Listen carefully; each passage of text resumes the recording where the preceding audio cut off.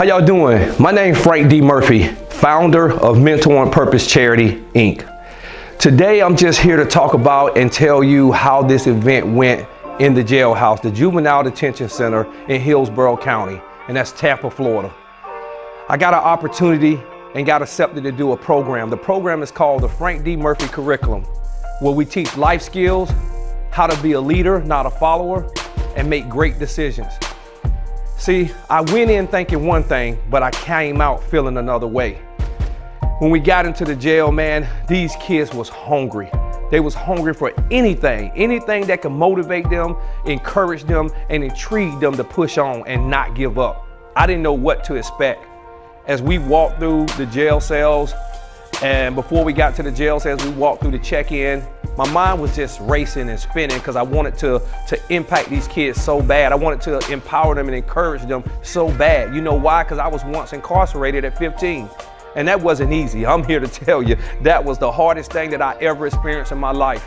Being around other people that think different, that act different, and you have to really convert and make sure that you can protect yourself and adapt to the situations at hand.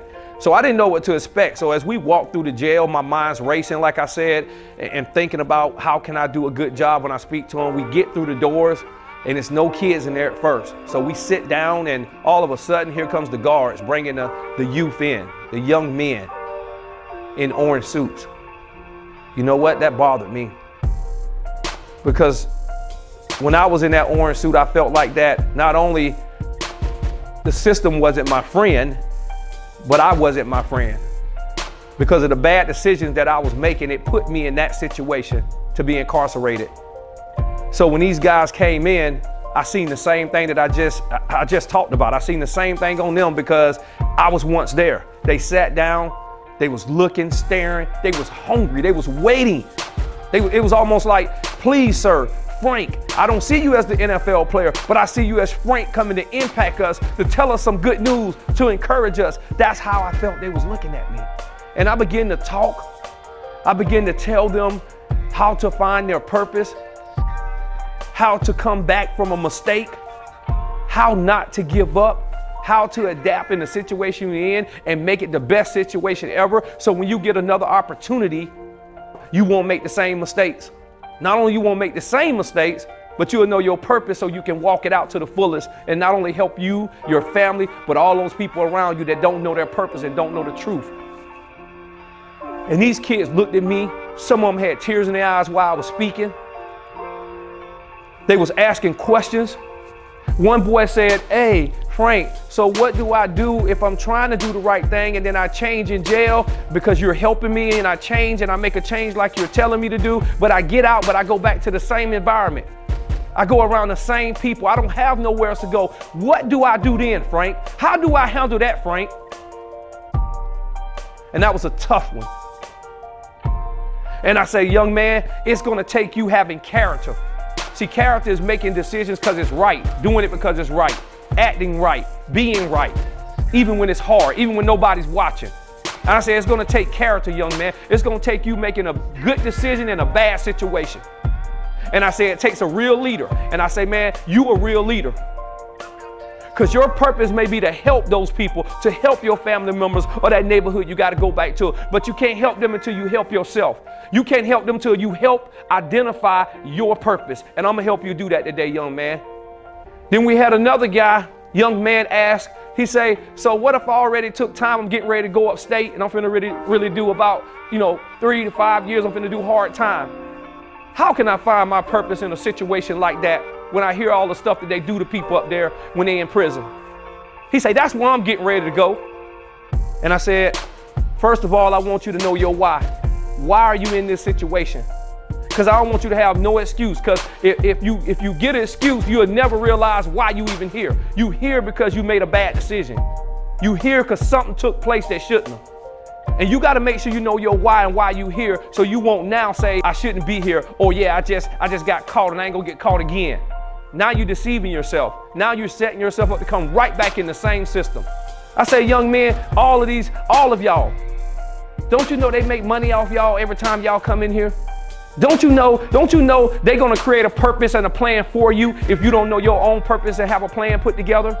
And I say, man, when you go to that prison, you got an opportunity to be a leader. Because see, when I was incarcerated, I rose up and I had to be a leader. I'll tell you one story, then I'm gonna end this.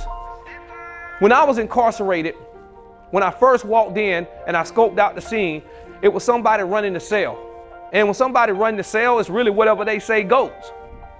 So it was like three guys. It was like three guys. It was like three white guys that never ate for like 3 or 4 days. I sat there and I was watching what was going on. In the head of the cell, the guy that ran the cell, he made them sit their tray down and go to their room. These guys couldn't use the restroom until the head guy of the cell that ran the cell told them to go to the restroom, told them to take a shower. Oh, Frank, I thought the guards tell y'all what to do.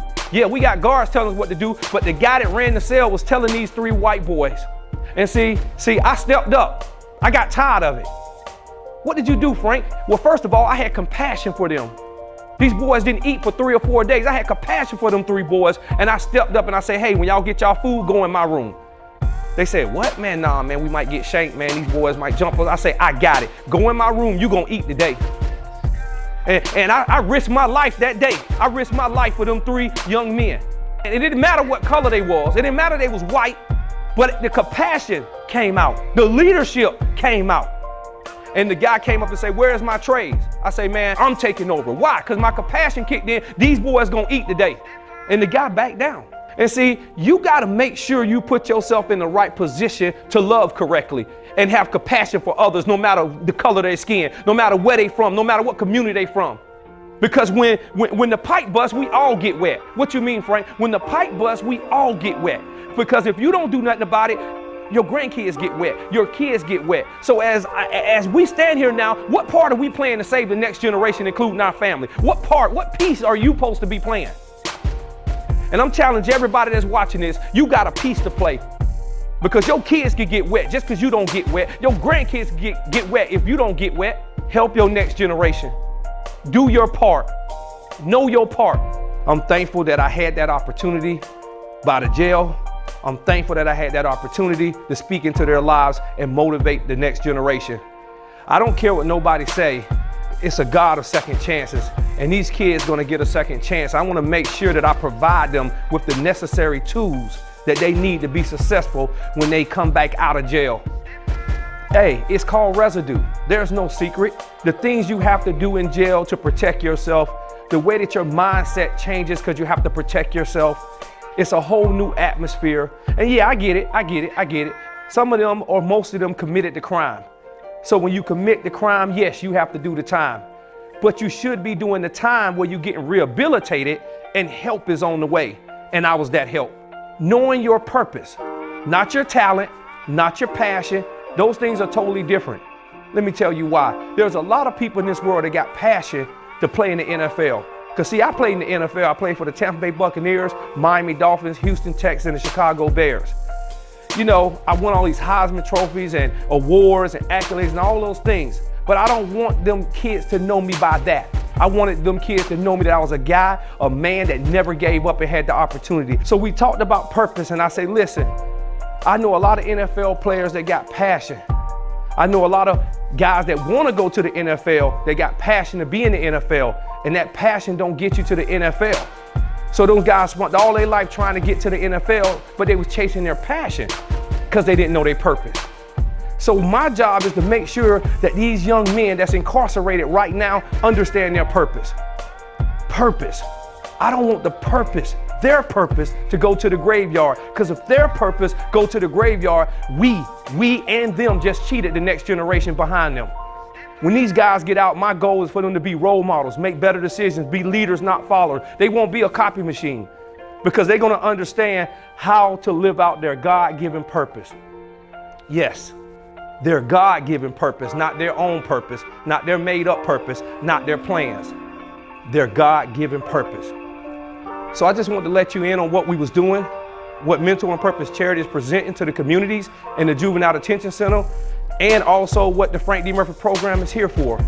That program not only goes in the juvenile system, but it goes in athletic departments, Title I schools, schools that got at-risk youth. We go all over. But right now, we're going to impact the Tampa Bay area first and then move beyond. Thank you.